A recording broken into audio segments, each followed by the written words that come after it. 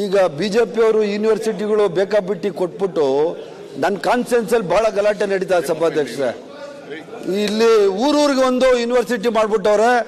ದಯವಿಟ್ಟು ಹೆಬ್ಬಾಳ ಕ್ಷೇತ್ರಕ್ಕೆ ಒಂದು ಯೂನಿವರ್ಸಿಟಿ ಕೊಡ್ರು ಅಂತ ಬಹಳ ಬೇಡಿಕೆ ಐತೆ ಏನಾದ್ರೂ ರೂಲ್ಸ್ ಮಾಡಿದ್ರೆ ಎಲ್ಲ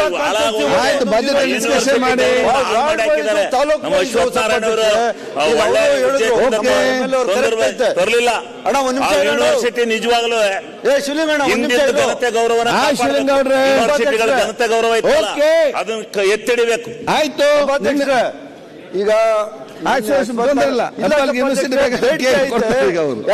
ಎಲ್ಲ ಕಾನ್ಸ್ಟಿಟ್ಯೂನ್ಸಿಗೆ ಒಂದೊಂದು ಕೊಟ್ಬಿಡ್ರಿ ಅಲ್ಲ. ಈಗ ಯಲಹಂಕಕ್ಕೊಂದು ಕೇಳ್ತಾವ್ರೆ, ಯಲಹಂಕಕ್ಕೊಂದು ಕೇಳ್ತಾವ್ರೆ.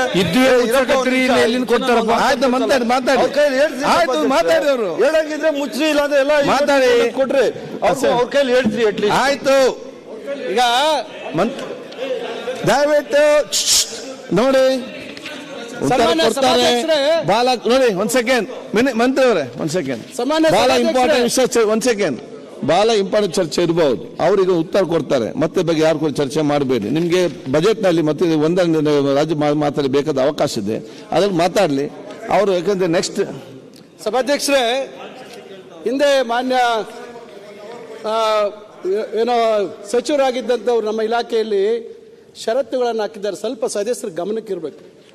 ವಿಶ್ವವಿದ್ಯಾಲಯ ಅಂದ್ರೆ ಏನು ಅಂತಕ್ಕಂಥ ಪರಿಕಲ್ಪನೆ ಯಾವ ರೀತಿ ಇತ್ತು, ವಿಶ್ವವಿದ್ಯಾಲಯ ಯಾವ ರೀತಿ ಇರಬೇಕು ನಾನು ಹೇಳ್ತೀನಿ. ಅಲ್ಲ, ಚರ್ಚೆ ಬೇಡ, ಉತ್ತರ ಕೊಟ್ಟು ಬಿಡಿ ಸುಧಾಕರ್ ಅವರೇ. ಈಗ ಅಲ್ಲ, ಇದು ಪ್ರಶ್ನೆ ಅಲ್ಲ, ಇದು